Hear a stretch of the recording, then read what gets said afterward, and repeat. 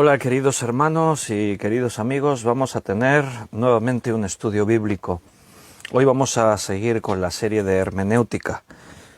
Vamos a continuar estudiando el tema de hermenéutica bíblica, cómo interpretar las Sagradas Escrituras.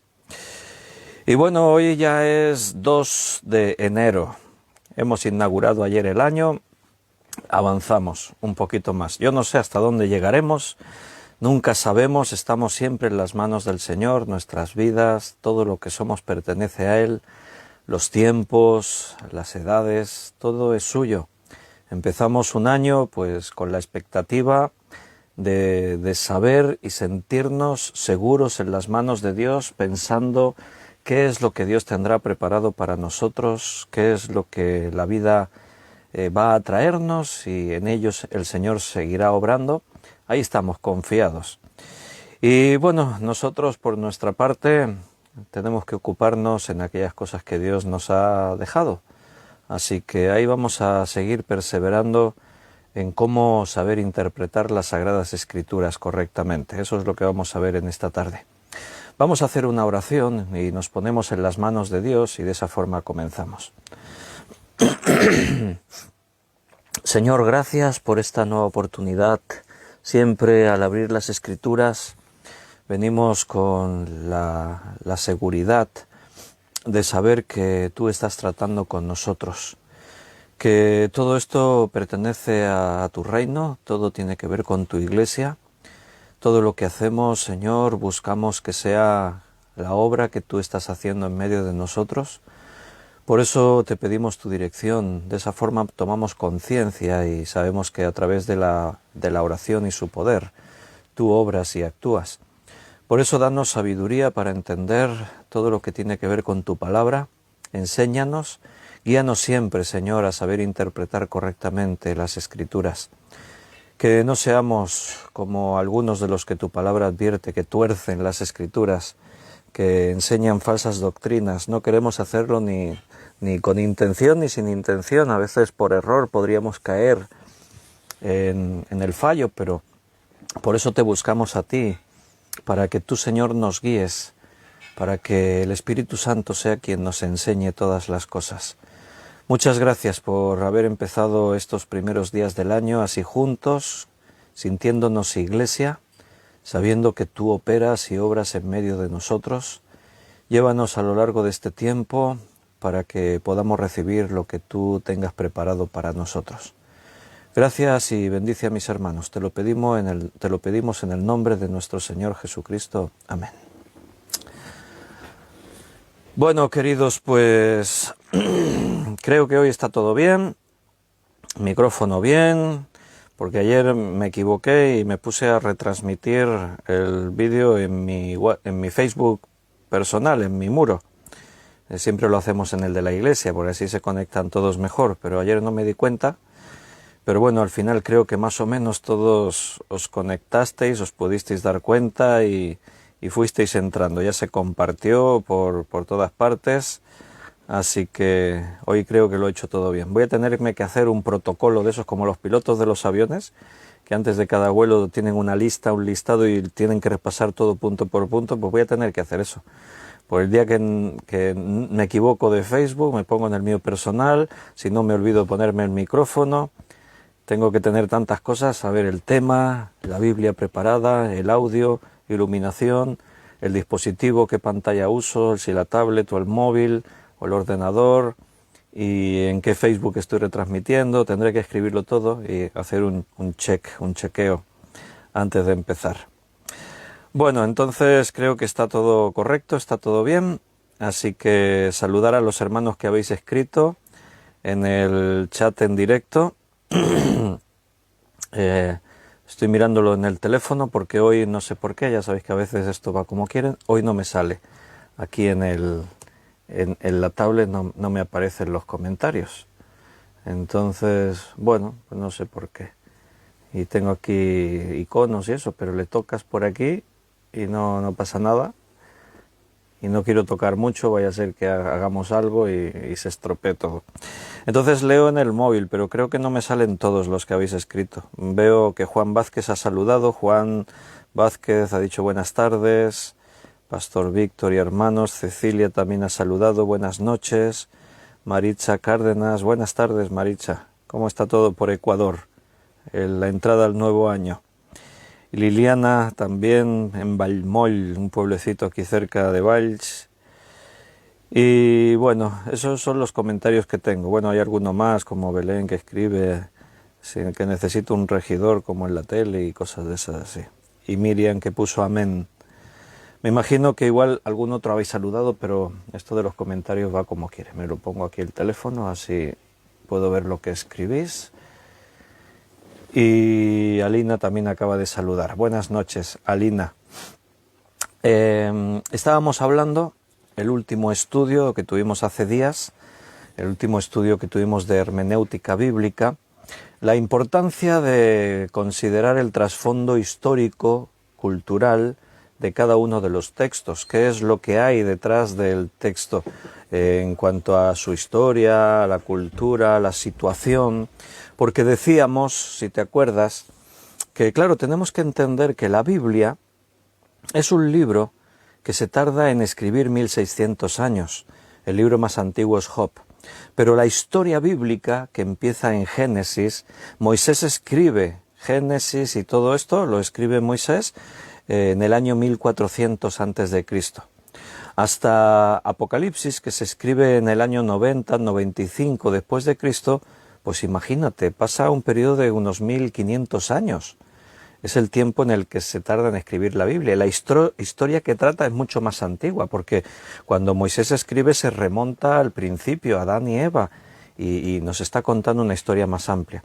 Pero los escritos tienen una diferencia desde Génesis hasta Apocalipsis, hay una diferencia de 1500 años. Evidentemente, los fondos históricos, culturales, cada momento fue cambiando a través de los tiempos. Pero claro, la distancia aún es mayor con el día en el que nosotros estamos viviendo. Nosotros vivimos en el siglo XXI, año 2021. Y pues desde que se terminó de escribir la Biblia, en el libro de Apocalipsis, han pasado ya casi 2000 años. Imagínate cómo ha cambiado el mundo en todo este tiempo, especialmente en estos últimos tiempos que nos toca vivir. El mundo se ha transformado totalmente.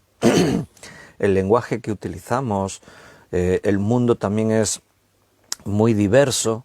No es lo mismo aquí en España que en otro país del mundo.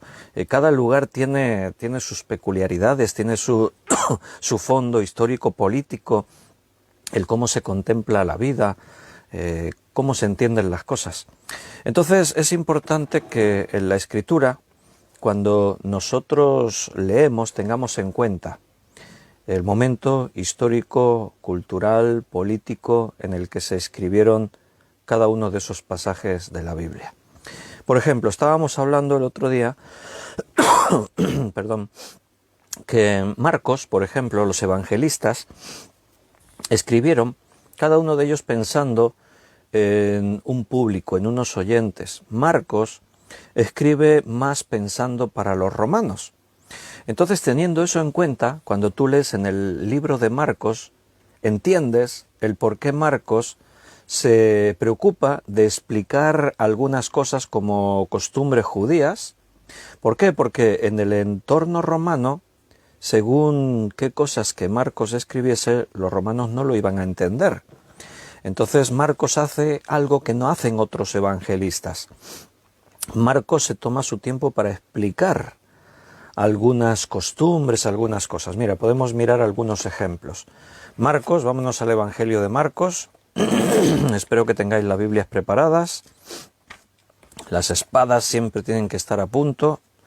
Espero que hayas entrado al año nuevo con la espada bien afilada, bien a punto. En Marcos capítulo 7, versículo 2 al 4. Bueno, podemos comenzar desde el 1, Marcos 7, del 1 al 4. Se juntaron a Jesús los fariseos y algunos de los escribas que habían venido de Jerusalén, los cuales, Viendo a algunos de los discípulos de Jesús comer pan con las manos inmundas, esto es, no lavadas, lo condenaban, porque los fariseos y todos los judíos, aferrándose a la tradición de los ancianos, si muchas veces no se lavan las manos, no comen, y volviendo de la plaza, si no se lavan, no comen. Y otras muchas cosas hay que tomaron para guardar, como los lavamientos de los vasos de beber, y de los jarros, y de los utensilios de metal, y de los lechos. Nota que lo está explicando. Marcos está explicando. Un judío no necesita que se escriba esto así. La explicación al judío esta no le va a decir nada nuevo porque él ya lo sabe. Pero dice, los cuales estos escribas, viendo a algunos de los discípulos de Jesús comer con manos inmundas, y Marcos lo explica. Esto significa no lavadas. Porque manos inmundas, un judío dice, ¿y esto qué quiere decir manos inmundas?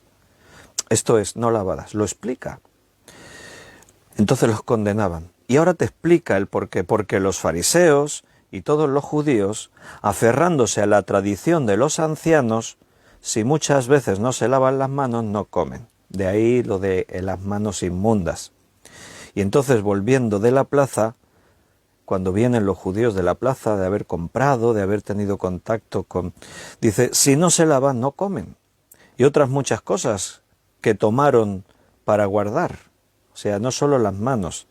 También, dice, tenían que lavar los vasos de beber, los jarros, los utensilios de metal, de los lechos, no porque estuvieran sucios, sino porque si entraban en contacto con el mundo exterior, con un gentil, cosas así, pues se contaminaba. Entonces Marcos explica estas tradiciones judías porque está escribiendo principalmente para los romanos. Y a nosotros nos viene muy bien estas explicaciones porque nosotros tampoco somos judíos del fondo de la tradición, aunque tenemos las escrituras y ahora lo estudiamos y aprendemos, pero también nos enseña mucho más la explicación. Si vamos a otro ejemplo, Marcos 14, versículo 12, Marcos 14, 12 dice, el primer día de la fiesta de los panes sin levadura, cuando sacrificaban el cordero de la Pascua, sus discípulos le dijeron, ¿dónde quieres que vayamos a preparar para que comas la Pascua? Está explicando. Marcos dice, el primer día de la Pascua de los panes, el primer día de la fiesta de los panes sin levadura, y ahora explica, si tú le dices a un judío el primer día de la fiesta de los panes sin levadura, el judío ya sabe que ese día es cuando se sacrifica el cordero de la Pascua. Pero Marcos lo explica. El primer día de la fiesta de los panes sin levadura, cuando se sacrifica el cordero de la Pascua, sus discípulos le dijeron, ¿dónde quieres que preparemos? Otro ejemplo, capítulo 15, versículo 42.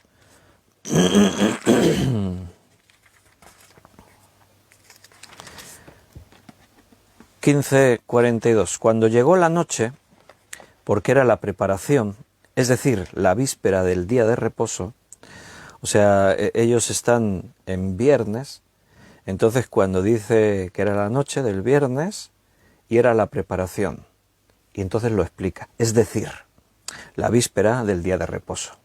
El día de reposo es un día que no se puede hacer nada, entonces antes de ese día, la noche antes, se hacían muchas preparaciones, se preparaban muchas cosas. Entonces aquí explica el qué fue lo que prepararon, lo explica a continuación. Entonces todas estas explicaciones es porque Marcos tiene en cuenta a quién van dirigidas sus palabras, a los romanos.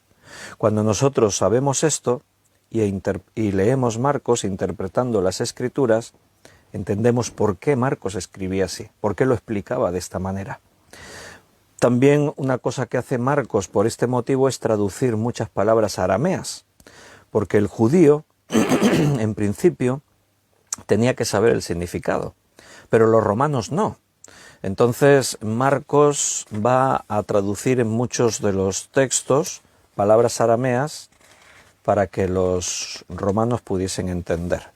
Por ejemplo, Marcos capítulo 5, versículo 41.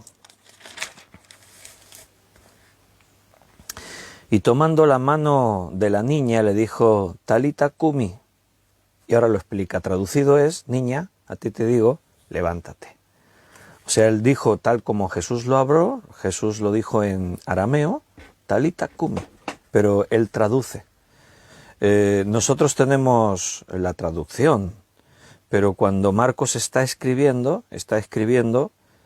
para sus lectores, entonces en su escrito, él está escribiendo en griego, pero menciona la forma, la expresión que Jesús utiliza en arameo.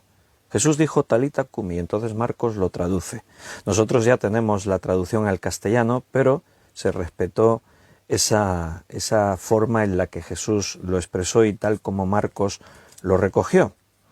En el capítulo 7, versículo 11, tenemos otro ejemplo. Pero vosotros decís, basta que diga un hombre al padre o a la madre, es corbán, y esto es arameo, y te da la explicación, que quiere decir mi ofrenda a Dios. Corbán, una expresión aramea, significaba esto, mi ofrenda a Dios, todo aquello con que pudiera ayudarte. Entonces Marcos se preocupa de hacer estas traducciones porque tiene en cuenta a sus lectores. En el versículo 34, aquí mismo, de este capítulo 7:34, y levantando los ojos al cielo, gimió y le dijo, Efata, y dice, es decir, sea abierto. Nuevamente Jesús utiliza una palabra aramea, pero Marcos cita la palabra en arameo y da la traducción, porque él sabe que sus lectores romanos principalmente no van a entender esa palabra. En el capítulo 12, versículo 42, tenemos otro ejemplo. 12:42. Y vino una viuda pobre y echó 2 blancas, o sea, un cuadrante. ¿Te das cuenta? Las blancas era una moneda propia que conocían bien los judíos, pero un romano no sabía qué es una blanca, entonces lo traduce a moneda romana, un cuadrante. Tú y yo nos quedamos igual, porque ni estamos familiarizados con las blancas ni con los cuadrantes, pero como tenemos la capacidad de poder investigar y estudiar, podríamos buscarlo y hacer la equivalencia al euro, que sería nada, una miseria, céntimos, 1 o 2 céntimos, es lo que sería. Entonces, el escritor romano, cuando dice que la viuda echó 2 blancas, ¿cuánto echó? Un cuadrante. Ah, vale, ahora lo entiendo. Marcos se preocupaba de traducirles, que pudieran entender. Aquí mismo, un poquito más adelante, capítulo 15, versículo 22, en el 15:22, dice Marcos, y le llevaron a un lugar llamado Gólgota, que traducido es lugar de la calavera. Nuevamente Marcos hace el mismo proceso en el versículo 34 de este mismo capítulo 15, y a la hora 9 Jesús clamó a gran voz diciendo, Eloi, Eloi, lama sabactani, que traducido es, y nuevamente usa la traducción para que le entiendan sus lectores. Dios mío, ¿por qué me has desamparado? También detalles como por ejemplo al principio del Evangelio, en el capítulo 1, versículo 5, se toma la preocupación de decir 1:5, y salían a él toda la provincia de Judea y todos los de Jerusalén, y eran bautizados por él en el río Jordán, confesando sus pecados. Se toma el cuidado de decir que el Jordán era un río, porque se dice, y eran bautizados por él en el Jordán. Nosotros sabemos que el Jordán es un río, pero los romanos no estaban familiarizados con la geografía de las tierras de Judea. Entonces Marcos es cuidadoso para explicar correctamente su evangelio a sus oyentes, teniendo en cuenta que son romanos. desconocen las costumbres judías, desconocen el idioma arameo, desconocen la geografía. Entonces se toma esas molestias, descripciones de las ubicaciones de la ciudad en Jerusalén. Por ejemplo, en el capítulo 13, versículo 3, 13:3, y se sentó en el monte de los olivos, frente al templo. Se preocupa de ubicar. El templo ya era un lugar más conocido por todos. Los romanos que vivieran o que conocían Jerusalén, era un lugar emblemático, el templo. Es como nosotros cuando hablamos de ciudades importantes, ¿no? Si hablamos de París, pues dices, ¿dónde la Torre Eiffel? Ah, sí, ya sé. Los jardines del Elíseo, allí, frente a la Torre Eiffel. Ya sé dónde está, frente a la Torre Eiffel. Si hablamos de Barcelona y tú dices Barcelona, una calle que está junto a las Ramblas. Ah, vale, ya sé dónde está. Bueno, pues lo que hace Marcos es eso, describir. Y estaba en el Monte de los Olivos, frente al templo. Les da la ubicación. Y en el capítulo 7, antes hemos leído, bueno, eso ya lo vimos antes, explica el porqué del lavamiento de las manos y todo eso, ya está. Entonces, bueno, tenemos que entender estos momentos históricos para interpretar correctamente las Sagradas Escrituras. Estos son llaves que nos abren la puerta al trasfondo. ¿Qué llaves? Hacernos preguntas. Hay llaves que nos abren las puertas a saber cuál era ese trasfondo personal, histórico, político, religioso. Entonces yo me tengo que hacer unas preguntas. Por ejemplo, ¿cuál era el problema que movió al autor al escribir esta carta? ¿Cuál era la pregunta que se le pidió que contestara? ¿O cuál era la situación por la que él se ve movido a escribir? ¿O cuál era la dificultad que podía haber en la iglesia y que por ese motivo escribe? O el profeta en el pueblo. Entonces, hacerme estas preguntas me está abriendo la puerta a poder contemplar ese fondo histórico principalmente. Saber la situación en la que se encontraban. Por ejemplo, Pablo consuela a los efesios varias veces por causa de que él está encarcelado. Y uno se puede preguntar, ¿y por qué los consuela por esto? Entonces, nosotros, para interpretar correctamente la carta a los efesios, consideramos ese fondo histórico en el que Pablo se encuentra y en el que se encuentra esta iglesia, la iglesia de Éfeso. Si vamos un momentito allí a la epístola de los Efesios, te darás cuenta que 3 veces Pablo les consuela por su encarcelamiento. Efesios 3:1. Por esta causa yo, Pablo, prisionero de Cristo Jesús por vosotros, los gentiles. Él está hablando de la cruz de Cristo, de la predicación del Evangelio, y entonces para ellos es tratar de consolarles, decirles, yo estoy encarcelado por este motivo. A mí me han encarcelado por esto, por predicar a Cristo, por estar ahí anunciando la cruz de Jesús. En el versículo 13 de este mismo capítulo 3 dice, por lo cual pido que no desmayéis a causa de mis tribulaciones por vosotros, las cuales son vuestra gloria. Os pido que no desmayéis por esta mi tribulación, por estar encarcelado por causa de vosotros. Quizás por eso, al estudiar el fondo histórico, ahora vamos a ver en Hechos a qué se debía referir Pablo, porque aquí yo al interpretar me quedo un poquito pensando, ¿no? Y diciendo, ¿por qué les consuela repetidas veces por estar encarcelado? ¿Y por qué menciona que está encarcelado por causa de ellos? No lo entiendo, ¿no? ¿Por qué motivo?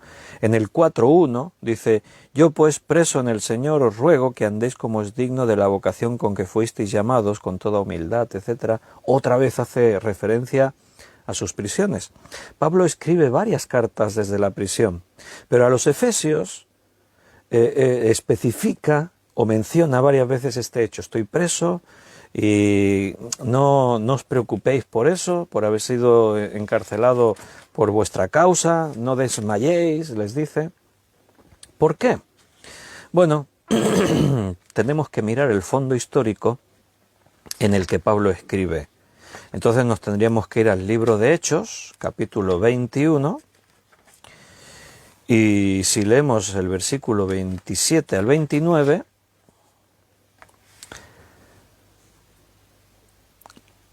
dice Hechos 21 del 27 al 29, vino el tribuno y le dijo, dime, ¿eres tú ciudadano romano? Él le dijo, sí. Respondió el tribuno, yo con una gran suma adquirí esta ciudadanía. Entonces Pablo dijo, pero yo lo soy de nacimiento. Así que luego se apartaron de él los que le iban a dar tormento, y aun el tribuno, al saber que era ciudadano romano, también tuvo por temor haberle atacado. Espérate, esto no es lo que quería leer yo, me he despistado. 21, os lo he dicho bien a vosotros, 21, 27, 29. Estaba leyendo en el 22 yo. Aquí sí, esta sí. Mira, 21, 27 al 29. Pero cuando estaban para cumplirse los 7 días, unos judíos de Asia, al verle en el templo, alborotaron a toda la multitud y le echaron mano, dando voces, varones israelitas, ayudad. Este es el hombre que por todas partes enseña a todos contra el pueblo, la ley y este lugar. Además de esto, ha metido a griegos en el templo y ha profanado este santo lugar, porque antes habían visto con él en la ciudad a Trófimo de Éfeso, a quien pensaban que Pablo había metido en el templo. Ahora tenemos información que si lees solo Efesios no tienes. Entonces ahora yo entiendo más por qué hace énfasis Pablo a los efesios de que no desmayen por causa de que él está encarcelado, que no se preocupen, por qué en 3 ocasiones menciona sus prisiones. Resulta que un motivo por el cual aprisionaron a Pablo, lo encarcelaron, fue por esta acusación. Acusaban que alguno de la iglesia de Éfeso le había acompañado cuando él fue al templo a predicar. Y es evidentemente, tú sabes, que los gentiles tenían terminantemente prohibida la entrada al templo. Antes estábamos hablando al leer esos ejemplos en Marcos, que el judío tenía que lavarse, purificarse constantemente, lavar un montón de cosas, simplemente por un ritual espiritual, o sea, religioso, no porque estuviese sucio, no eran rituales litúrgicos de la religión. Si entraba en contacto con un gentil por asuntos comerciales, siempre trataban de no tocarse, de no tener relación, pero si tocaban, se tenían que purificar y era todo, se sentían inmundos, era tremendo, ¿no? Entonces que un gentil entrase en el templo, eso era una barbaridad, era un sacrilegio. Y a Pablo lo acusan, por lo menos ahí se menciona a Trófimo, que era de Éfeso, de la iglesia de Éfeso. Y acusan a Pablo de que Trófimo entró con él al templo, o sea, Pablo metió a un gentil, a Trófimo de Éfeso. Entonces parece ser que algunos hermanos de Éfeso pensaban, por nuestra culpa, Pablo está en la cárcel. Imagínate, ponte tú en la piel de estos creyentes. Piensa que por tu culpa encarcelasen a uno de los evangelistas más conocidos del mundo, que encarcelasen al pastor de tu iglesia. Por tu culpa, pues te sentirías afligido, no menos que culpable, ¿no? Decir, ay, por mi culpa han encarcelado a mi hermano en la cárcel. Y por eso Pablo les escribe y varias veces repite acerca de sus prisiones y les dice que no se preocupen, que no estén afligidos por esta causa. Y explica, porque yo estoy en las prisiones por haber predicado a Cristo, es por esa la causa y tal, y trata de consolarles. Entonces, cuando tú tienes en cuenta el trasfondo histórico de por qué Pablo escribe a los efesios, entenderás algunos de estos pequeños detalles. En este caso quizás no tendría mucha trascendencia, pero toda la palabra de Dios tiene una importancia, así que cuanto más sepamos, cuanto más información tengamos, mejor vamos a interpretar las Sagradas Escrituras. Por ejemplo, muchos de los profetas del Antiguo Testamento comienzan sus libros identificando quiénes eran los reyes que gobernaban en el momento en los que ellos escriben. Vamos a Isaías, lo vimos hace poco, el profeta Isaías, cómo comenzaba su libro. Vamos, Isaías 1:1.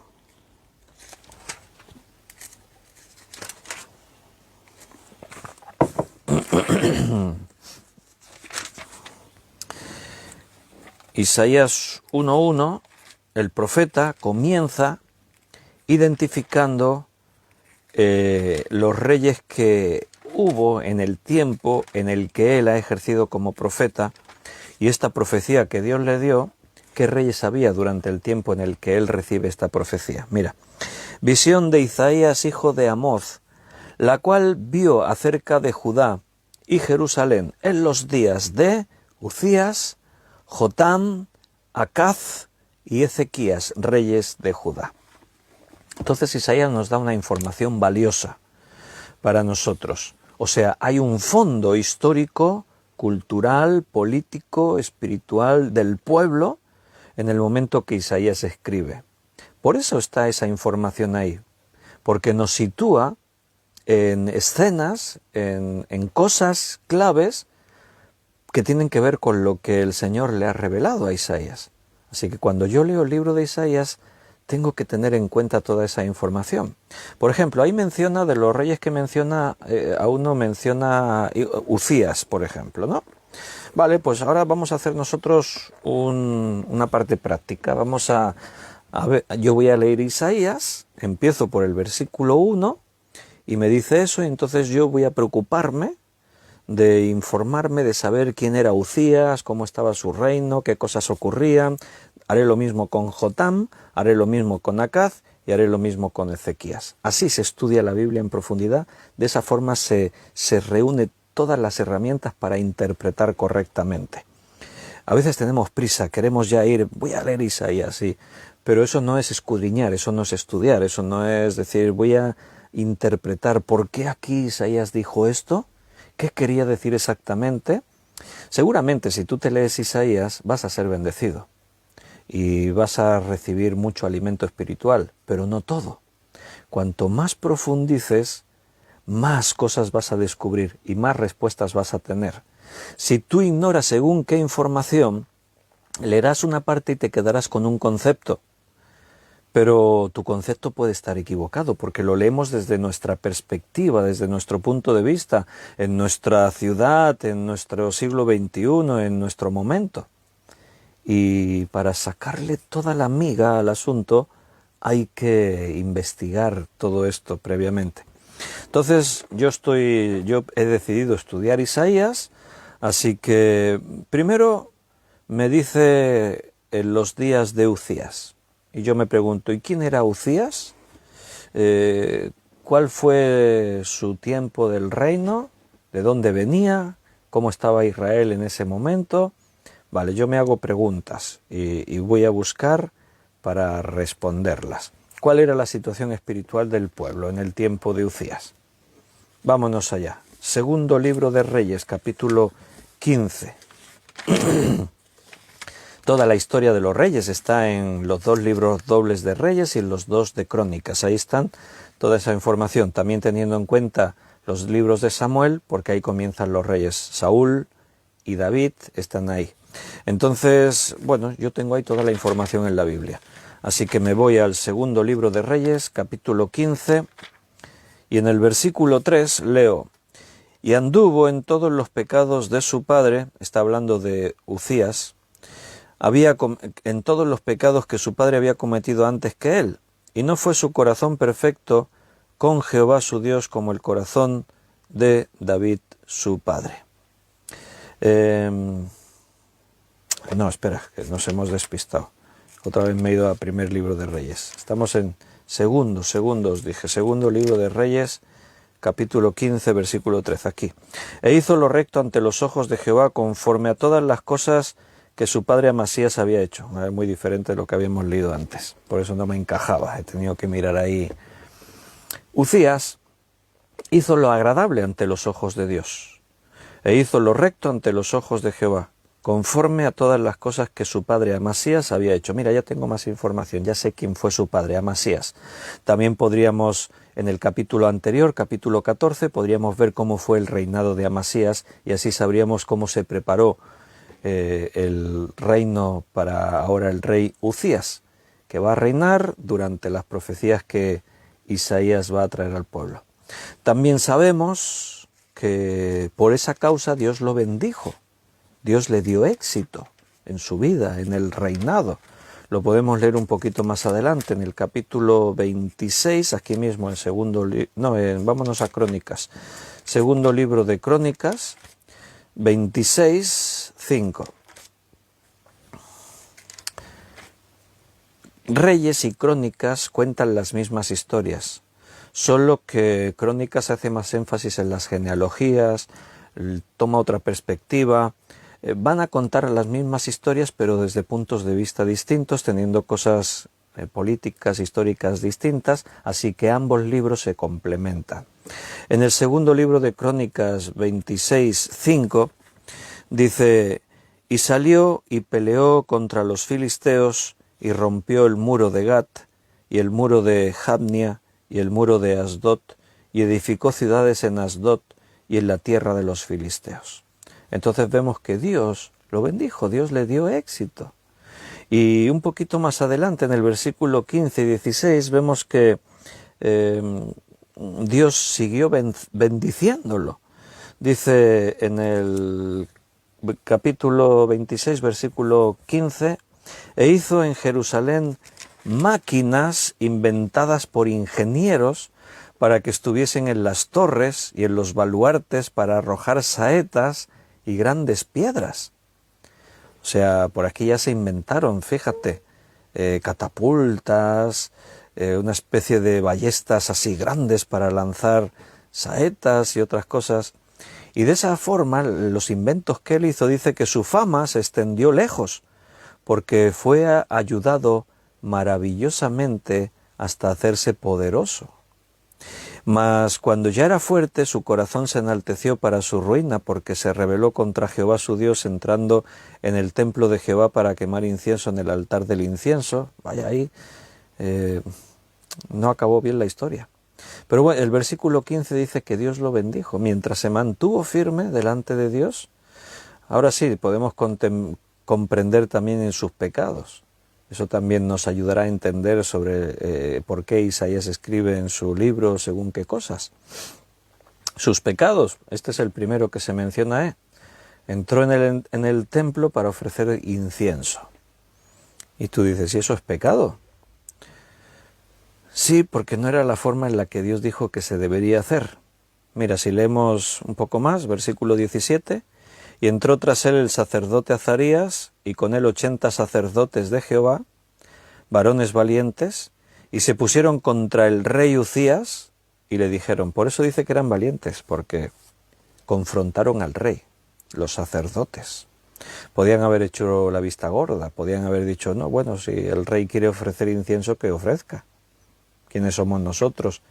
Los sacerdotes no se amedrantaron, eran hombres de Dios, y confrontaron al rey y le dijeron, no te corresponde a ti, oh Uzías, el quemar incienso a Jehová, sino a los sacerdotes, hijos de Aarón, que son consagrados para quemarlo. Sal del santuario, porque has prevaricado, y no te será para gloria delante de Jehová tu Dios. Entonces Uzías, teniendo en la mano un incensario para ofrecer incienso, se llenó de ira, y en su ira contra los sacerdotes, la lepra le brotó en la frente, delante de los sacerdotes, en la casa de Jehová junto al altar del incienso. No es broma. ¿Cuál era el pecado entonces de Uzías? Hacer las cosas que Dios ha dicho, no a la manera de Dios, sino a la suya propia. ¿Sabéis cómo se llama eso? Religión. Eso es religión. Es uno de los mayores problemas de todos aquellos judíos, iglesia, de todos aquellos que han tenido acceso a la verdad de la Escritura, pero en lugar de seguir lo que la Biblia dice al pie de la letra, cada uno lo ha adaptado a su conveniencia y a su forma. Y esto es algo que Dios aborrece. Por esta causa el primer rey de Israel, Saúl, fue desechado de la presencia de Dios. Dios quitó su Espíritu Santo de él, porque Saúl lo hizo a su manera. Y no puede ser, hermano. Ahí tenemos que ser tan cuidadosos. Estas historias nos tienen que servir de un ejemplo tan grande, porque a veces todos tenemos nuestro criterio, nuestro punto de vista, como a mí me gusta, como a mí me parece, pero no se trata de mis gustos, no se trata de mi parecer, no se trata de ofender o contentar a nadie, se trata de que Dios ha dicho cómo, y solo lo puedo hacer como Dios ha dicho. Así que este fue uno de sus pecados. Otro de sus pecados, ¿cuál fue? Nos tenemos que ir otra vez al segundo libro de Reyes, capítulo 15, versículo 4.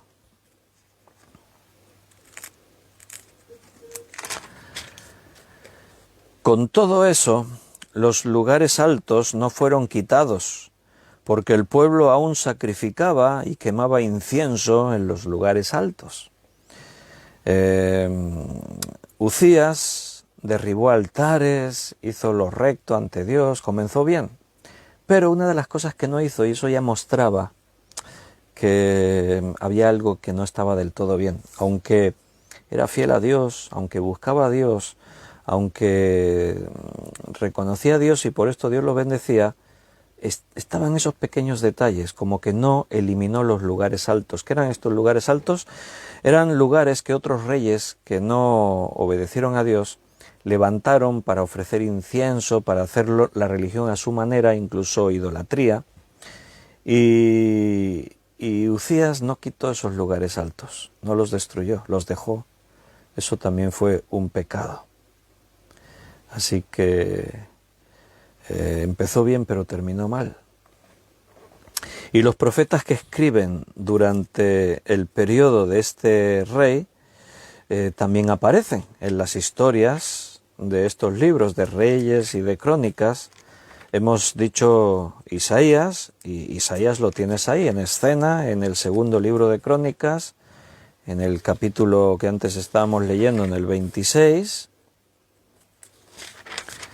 en segundo libro de Crónicas 26, versículo 22, los demás hechos de Uzías, primeros y postreros, fueron escritos por el profeta Isaías, hijo de Amoz. Ahí está la referencia. Otro profeta que también profetiza en el tiempo del rey Uzías fue Zacarías. Lo vemos en este mismo capítulo 26, pero en el versículo 5 lo menciona. Y persistió en buscar a Dios en los días de Zacarías, entendido en visiones de Dios, y en estos días en que buscó a Jehová, él le prosperó. Pero este Zacarías, para que no os confundáis, no es el del libro. Hay un libro profético que se llama Zacarías. No, este no es el mismo profeta.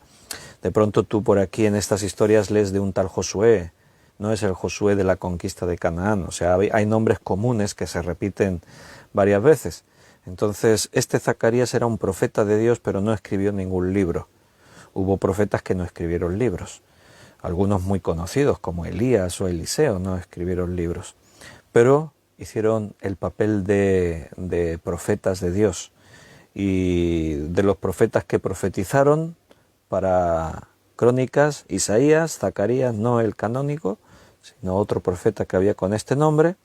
También de los profetas menores tenemos dos, que su profecía también ocurre durante el reinado de Uzías. Uno es Oseas y otro es Amós. Si te fijas en el comienzo de cada uno de estos dos libros, Oseas 1:1, palabra de Jehová que vino a Oseas, hijo de Beeri, en días de Uzías, Jotán, Acaz y Ezequías, igual que Isaías, ¿ves?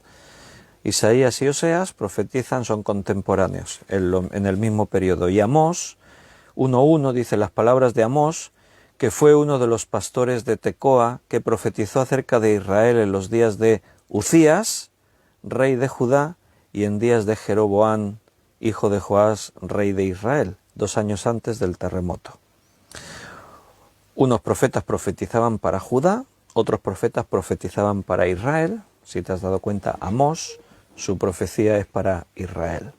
Isaías y Oseas, sus profecías son para Judá. El reino estaba dividido. El reino del norte, el reino del sur. Judá al sur, Israel al norte. 2 tribus Judá, 10 tribus en Israel. Las 2 tribus de Judá, José y Benjamín. José, Judá y la tribu de José. Y claro, toda esta información que es tanta, yo ahora os estoy diciendo muchas cosas que no tendría que ver, lo estamos viendo como ejemplo, y tú dices, ¡guau! Esto, no te preocupes, cuando tienes tanta información, cuando tú estás escudriñando las Escrituras, cuando estás ahí tomando tus notas, cuando estás ahí con todo esto, tú te anotas cosas, hay cosas que a lo mejor de pronto no te llaman la atención, no te dicen nada, pero recuerda, estamos reuniendo información que nos puede servir después. Cuando tú te pones a estudiar el libro de Isaías, de pronto ahí Isaías dice algo, y entonces tú te acuerdas y dices, ah, claro, ahora entiendo. Habla de esto, mira, por eso allí sabíamos que Uzías, uno de sus problemas fue que quemó incienso, cuando esto es algo que solo le corresponde a los sacerdotes. Él no podía hacerlo porque él no era descendiente de Aarón, no era de la tribu de Leví, y entonces tú entiendes cosas. De esa forma se interpreta la Biblia, en profundidad, correctamente, teniendo en cuenta todo esto. Esto sería en cuanto al reino de Uzías, en cuanto a la situación espiritual, cómo estaba el pueblo, cómo estaba el rey espiritualmente. Pero la situación política también se nos informa, también tenemos detalles en todos estos libros que estamos considerando de Crónicas y de Reyes en cuanto al periodo del rey Uzías. Por ejemplo, ¿cómo era la situación política en los días del rey Uzías? Bueno, antes ya hemos leído en el segundo libro de Reyes que era hijo de Amasías. Lo hemos leído en segundo libro de Reyes, capítulo 15. Segundo libro de Reyes, capítulo 15. Y si miras el versículo 1 y 2, pues ahí tienes información de... En el año 27 de Jeroboam, rey de Israel, comenzó a reinar Azarías, hijo de Amasías, rey de Judá. Amasías es el padre de Uzías, y ahí se nos dice que comienza a reinar. Y nos dice que cuando comenzó a reinar era de 16 años. Entonces sabemos que el padre de Uzías comienza a reinar cuando tenía 16 años. Y 52 años reinó en Jerusalén. El nombre de su madre fue Jecolías de Jerusalén. Y dice, versículo 3, e hizo lo recto ante los ojos de Jehová conforme a todas las cosas que su padre Amasías había hecho. Entonces vemos que esto ya viene por una tradición dinástica, de dinastía. O sea, Amasías, padre de Uzías, reina rectamente delante de Dios. Lo hereda de su padre. Su padre también fue un hombre recto. Uzías comienza igual, rectamente, pero hacia el final de su reinado se tuerce y falla. Una de las cosas que menciona que Uzías hizo, aquí en segundo libro de Reyes,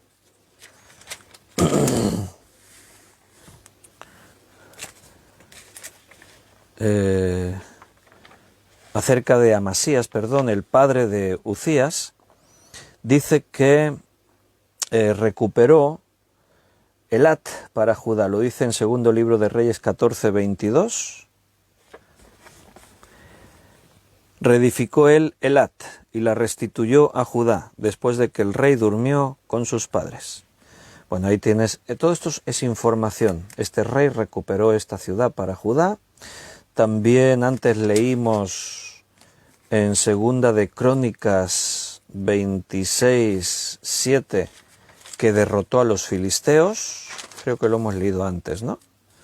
Segunda de Crónicas 26:7. Derrotó a los filisteos y a los árabes. Uzías. Dice 26:7. A ver. Dios le dio ayuda contra los filisteos y contra los árabes que habitaban en Gur-Baal y contra los amonitas. O sea, entonces ahí tienes más información. Uzías derrotó a los filisteos, a los árabes y a los amonitas. También en el versículo siguiente dice, y dieron los amonitas presentes a Uzías, y se divulgó su fama hasta la frontera de Egipto porque se había hecho altamente poderoso. O sea, los amonitas ahora dice que le daban presentes. Esa palabra presentes podría traducirse como regalos, pero en realidad el significado en la palabra hebrea es que estaban pagándole un tributo anual. O sea, los amonitas se comprometieron con Uzías, me imagino que en una especie de tratar de buscar el favor del rey, se comprometieron a pagarle tributos. Cada año le iban a pagar una cantidad determinada.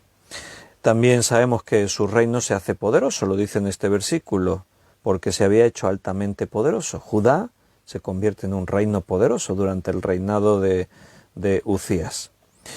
Y también dice en el versículo 10, asimismo edificó torres en el desierto, abrió muchas cisternas, porque tuvo muchos ganados, así en la Cefela como en Las Vegas, y viñas y labranzas, así en los montes como en los llanos fértiles, porque era amigo de la agricultura. Tenemos más información. La Biblia es rica en darnos detalles, si te das cuenta. No es un libro que se basa solo en contar historias vagas, había una vez un hombre que andaba por ahí y no sé qué hizo. No, tenemos toda la información. Todos estos detalles al final no solo nos enriquecen en la lectura, sino nos dan herramientas, son llaves que abren la puerta a interpretar algunas partes que de otra forma se nos quedarían oscuras, no terminaríamos de saber el por qué el escritor dijo esto. Y todos estos detalles nos ayudan a comprender esto. Así que yo os estaba mostrando este ejemplo. Isaías escribe en los tiempos de estos reyes. El primero que menciona es Uzías. Entonces yo, antes de seguir estudiando en el libro de Isaías, me tomo el tiempo para investigar. Aquí hemos dado unas pinceladas, pero tú te tomas el tiempo para leerte todos los pasajes en Crónicas y en Reyes, donde se habla de este rey, su antepasado, su padre, Amasías, y tú investigas todo por ahí. Cómo era el reino, cómo estaban espiritualmente, qué cosas hizo Uzías en cuanto a lo espiritual y a lo político, en cuanto a las guerras. Tú tratas de responder todas esas preguntas. Haces lo mismo con Jotam. Las historias están ahí en Reyes y en Crónicas. Lo mismo con Acaz, lo mismo con Ezequías. Y cuando tú tienes toda esa información, entonces tú vas a entender mucho más lo que Isaías escribió. ¿Por qué escribió Isaías esas cosas? ¿Qué quería responder? ¿Qué problema quería tratar? ¿Qué cosas quería analizar? Entonces, nosotros tenemos herramientas importantes para poder comprender eso. Yoli Gaby dice, la historia de los reyes es muy interesante cuando se profundiza en ello. Si Cristo tarda en venir todavía un poquito, a este ritmo que vamos tenemos tiempo de estudiar muchos temas bíblicos. Uno de los temas quizás puede ser estudiar los reyes de Israel. La situación del autor es otra cosa que tenemos que tener en cuenta. ¿Cuál es la situación del autor? ¿Cómo está? ¿Cómo se encuentra anímicamente? ¿Cuál es su estado anímico? ¿En qué momento de su vida está en una crisis? ¿Está en un momento feliz, idílico? Sobre todo, hacernos estas preguntas son muy importantes en libros poéticos, porque la poesía, al final, lo que está explicando, manifestando, es lo que el escritor quiere expresar en cuanto a lo que él siente, sus sentimientos, su experiencia, la vida, en el momento de la vida en el que él se encuentra. Entonces, qué importante tener esas cosas en cuenta cuando estudiamos los libros poéticos, porque si tú no sabes el contexto en el que Job escribe, Job es un libro poético. Si tú no sabes si el libro no nos describiese lo que le pasa a Job en el primer capítulo, no entenderíamos muchas de las cosas que están ocurriendo a continuación. ¿Por qué Job se lamenta por esto? ¿Por qué Job está debatiendo con Dios en unos niveles profundos realmente, cuestionando cosas? ¿Por qué Dios le responde así? ¿Por qué? No sabríamos. Es muy importante conocer cómo se encuentra el autor, dónde se encuentra, cuál es su estado anímico, qué es lo que está haciendo. En el momento en el que él escribe ese libro, los salmos igual. Los salmos son manifestaciones del sentimiento de cada salmista cuando escribe. Ahí vuelca sus emociones, vuelca sus tristezas, sus alegrías, su fe en Dios, su experiencia personal con Dios queda plasmada ahí en cada uno de esos de los salmos. Mira, vemos un ejemplo, el Salmo 3. Cuando nosotros leemos en el Salmo 3, el versículo 5, por ejemplo, es un salmo de David.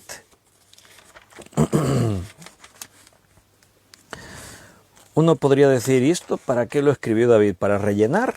Estaba componiendo una canción y simplemente dijo, esto suena bonito, lo voy a poner aquí. ¿El qué? Mira, yo me acosté y dormí, y me desperté, porque Jehová me sustentaba. Uno dirá, bueno, ¿y eso qué tiene de particular? Todos los hombres se acuestan y duermen. Yo me acosté y dormí. Dios me sustentaba. Tú dices, ahí está la enseñanza, Dios me sustentaba. Sí, no, pero no sé si me entiendes a dónde yo voy. Todas las noches la gente se acuesta y duerme, aunque no estén sustentados por Dios. ¿Entiendes? Uno se podría preguntar, ¿y por qué David escribe esto? ¿Qué enseñanza tiene? Yo me acosté y dormí y me desperté. Eso lo hace todo el mundo. Todos los días todo el mundo hace esto. Se acuestan, duermen, algunos a lo mejor padecen insomnio y no duermen. Vale, correcto. Pero por norma general, todas las personas se acuestan, duermen y se despiertan. A no ser que se mueran durante la noche. Hablamos de lo normal. Se acuestan, duermen y se despiertan. ¿Qué tiene de particular eso para que David lo escriba en un salmo? ¿Qué nos quiere decir David? ¿Qué nos quiere decir el Espíritu Santo? La palabra de Dios. Entonces, cuando tú estudias, cuando tú profundizas, cuando tú te preguntas lo que yo antes os decía, dónde se encuentra el autor, en qué momento, en qué lugar geográfico, en qué situación, cuál es su estado anímico, qué es lo que él está haciendo en este tiempo cuando escribe este Salmo 3, entonces tú entiendes por qué lo está diciendo. Tendríamos que ver el contexto. El Salmo comienza antes del versículo 1 con unas indicaciones. En todos los salmos hay indicaciones, al músico principal, sobre Neilot, salmo de David, al músico principal, y ahí hay indicaciones. Y en este salmo hay una indicación. Salmo de David, cuando huía delante de Absalón, su hijo. Ahora lo entiendo. Ahora entiendo por qué David dice, yo me acosté y dormí y me desperté porque Jehová me sustentaba. Entiendo el momento anímico para David. Absalón, su hijo, su propio hijo, está persiguiéndole para matarle. ¡Wow! Ahora el Salmo toma una perspectiva totalmente distinta. Lo que antes parecía algo que había puesto ahí para rellenar, y bueno, no sé qué meter en esta canción, me puse a componer, como pasa hoy en día, ¿no? Hay canciones que Había una canción, se me ha venido ahora a la cabeza al decir eso, canciones que... Había una canción del Joan Manuel Serrat que decía, un cantante catalán de aquí, decía algo así como dejé mi mirada perdida en la pared y pensando no sé qué, dice, por cierto, creo que al techo le hace falta una mano de pintura. Cosas que dices, oh, qué poético, qué bonito ha quedado eso ahí y tal, ¿no? Pero ¿para qué? O sea, son cosas que lo que Joan Manuel Serrat decía no era palabra de Dios, esto sí. Entonces yo sí que me pregunto, ¿y por qué la Biblia nos dice esto? Bueno, yo me acosté, dormí, me desperté, de pronto no tiene mucho significado, pero cuando yo sé la situación personal de David, entonces lo entiendo. Y puedo hacer más, buscar en la Biblia ese momento histórico que estaba viviendo David cuando escribió este salmo. Lo podemos hacer, nos podemos ir al segundo libro de Samuel, capítulo 15, y ver ese momento en el que David está huyendo para salvar su vida nada menos que de su hijo, su propio hijo Absalón. Tiene que ser muy duro que tu propio hijo conspire contra ti para quitarte el reino y ponerse él fuera de la voluntad de Dios, pero no solo con eso, que tu propio hijo para quitarte de en medio quiera matarte, asesinarte. Para un hombre como David esto fue romperle el corazón. Primer libro de Samuel, capítulo 15, por ejemplo, podemos leer en el versículo 7 en adelante, al cabo de 4 años aconteció que Absalón dijo al rey, yo te ruego me permitas que vaya a Hebrón a pagar mi voto que he prometido a Jehová. Porque tu siervo hizo voto cuando estaba en Jesús en Siria, diciendo, si Jehová me hiciere volver a Jerusalén, yo serviré a Jehová. Y el rey le dijo, ve en paz. Y él se levantó y fue a Hebrón. Hasta aquí parece que todo es normal. Absalón le dice a su padre, al rey, permíteme que vaya a Hebrón, voy a dar voto a Dios, ve.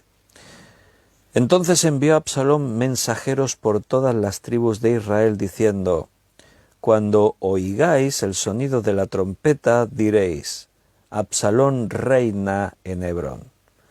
No quería ir a ofrecer voto a Dios a Hebrón, quería ir a Hebrón para hacerse fuerte con sus seguidores, que todo esto viene de más atrás.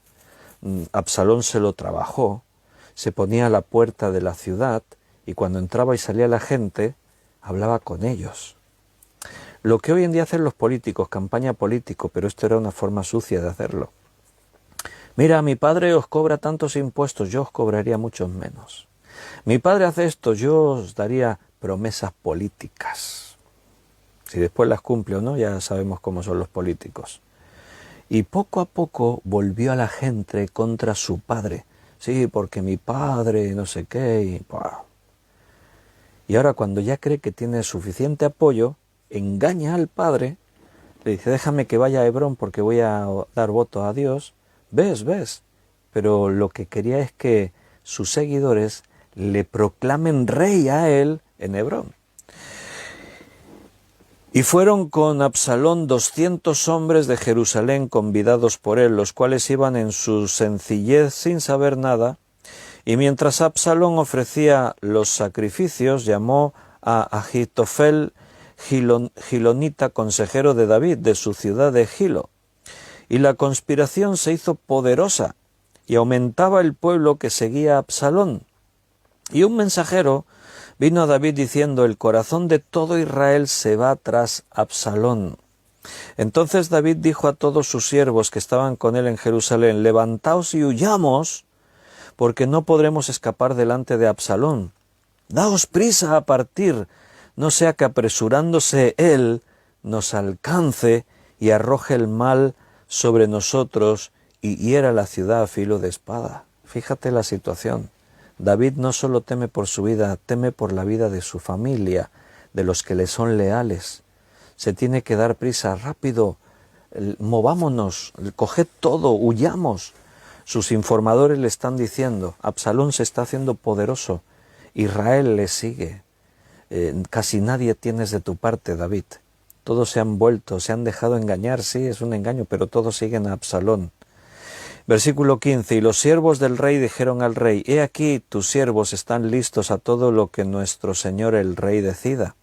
El rey entonces salió con toda su familia en pos de él, y dejó el rey 10 mujeres concubinas para que guardasen la casa.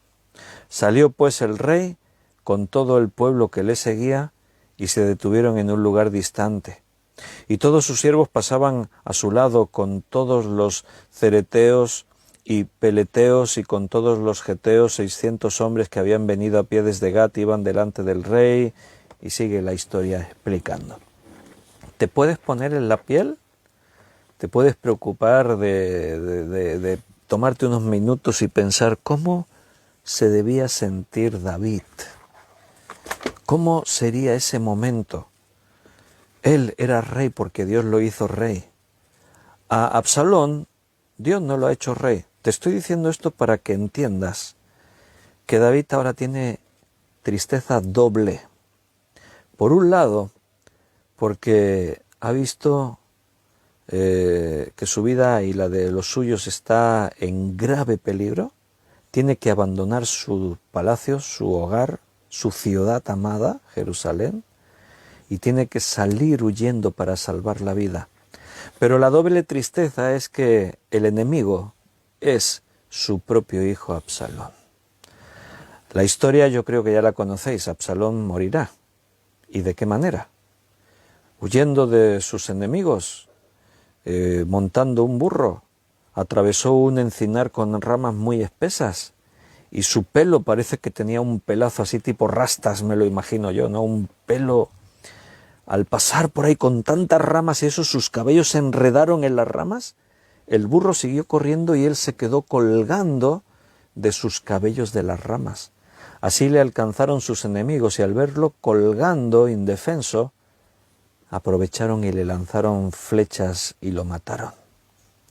Y cuando le dicen a David lo que ha pasado, vas a ver a David, si su corazón ya estaba roto, se va a romper un poco más.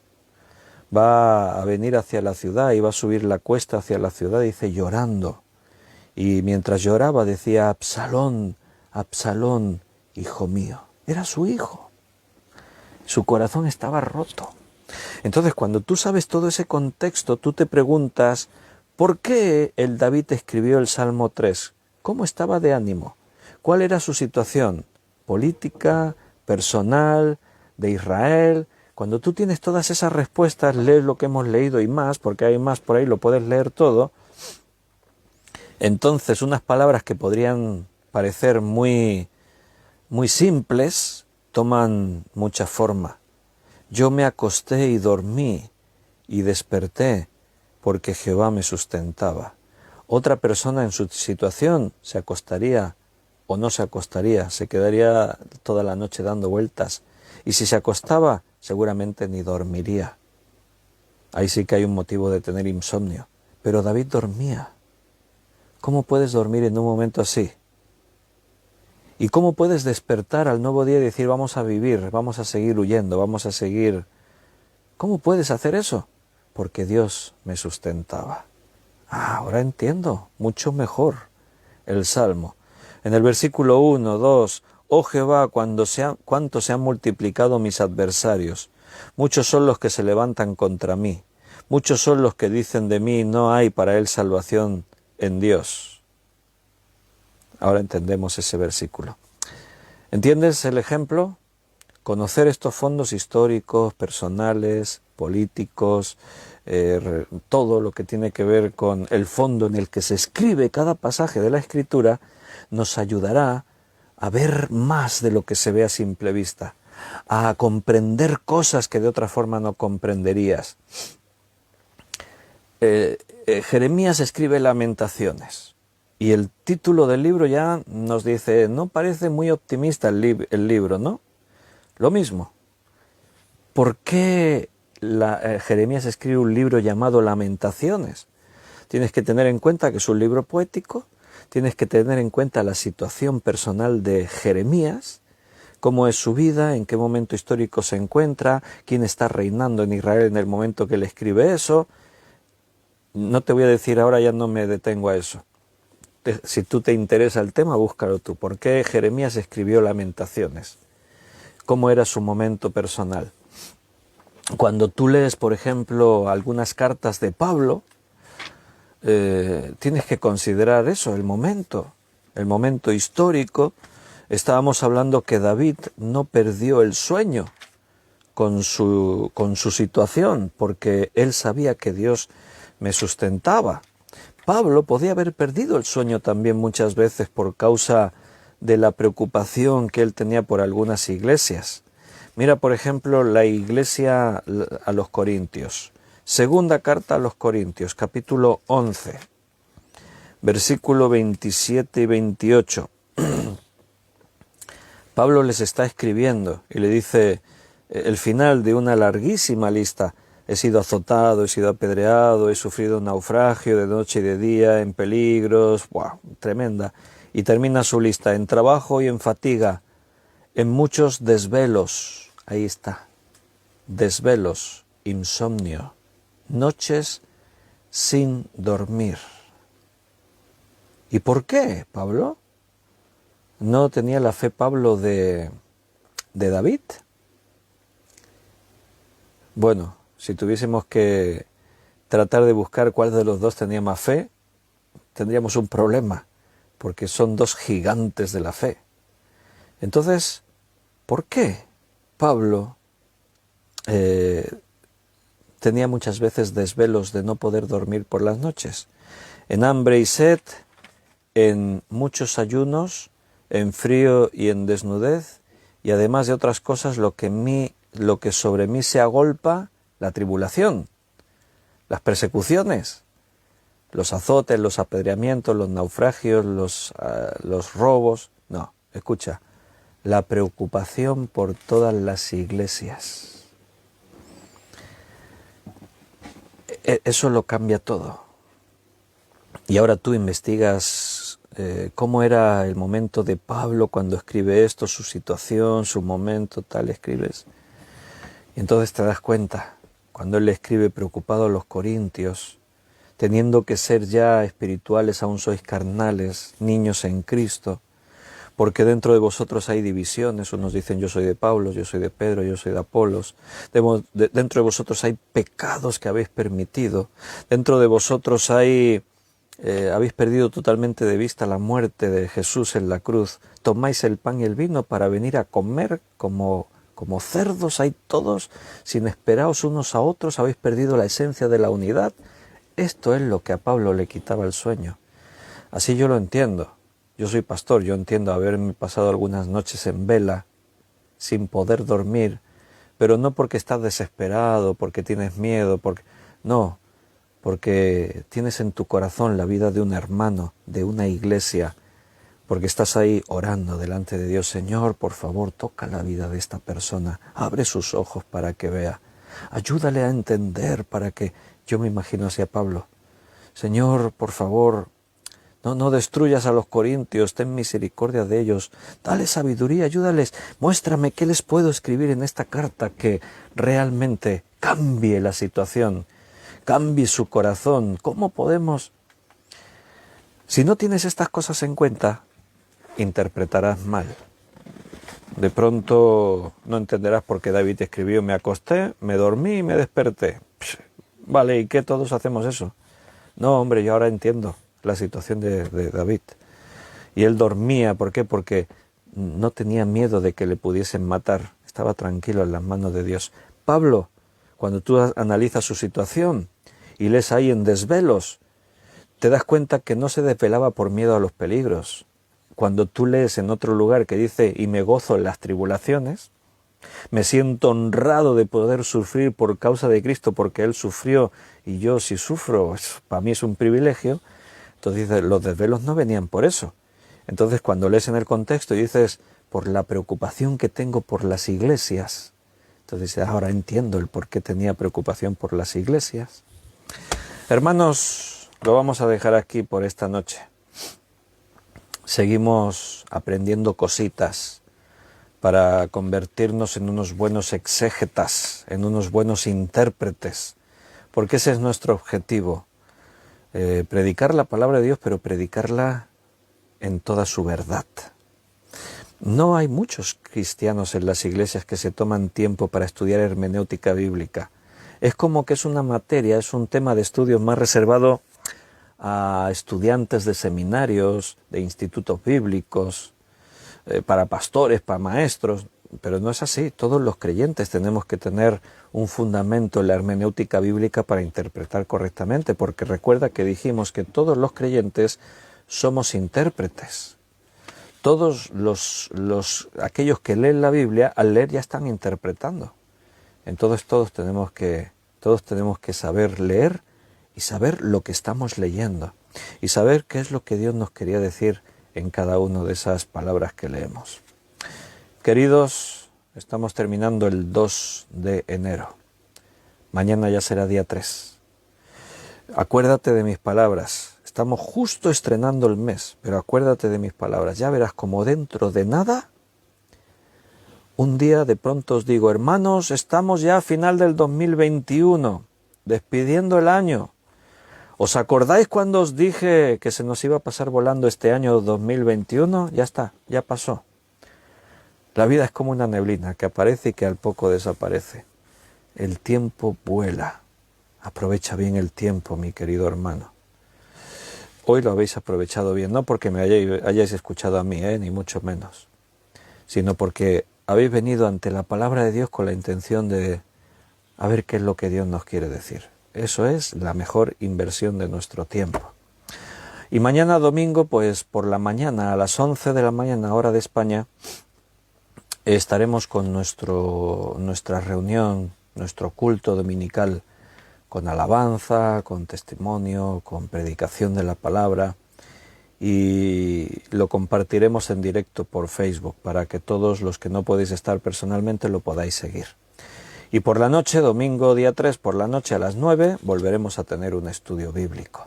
Otra vez ahí, para ver qué es lo que Dios nos quiere decir. Así que un fuerte abrazo, que el Señor os cuide, os bendiga, que Él esté con vosotros fortaleciéndoos físicamente, pero sobre todo espiritualmente, para que vuestra fe no falte y que Dios nos lleve ahí a donde sea. Yo estoy diciendo, verás qué rápido se pasa el 2021. A lo mejor el Señor viene antes. A lo mejor algunos no llegamos al final del 2021. Todo está en las manos de Dios. Nuestras vidas, el tiempo, las naciones, todo le pertenece a Él. Así que si Él lo permite, llegaremos al final del 2021 y si Él lo permite, llegaremos estudiando cada día su palabra. Hasta mañana, si Dios quiere. Os amo con el amor del Señor. Un fuerte abrazo para cada uno.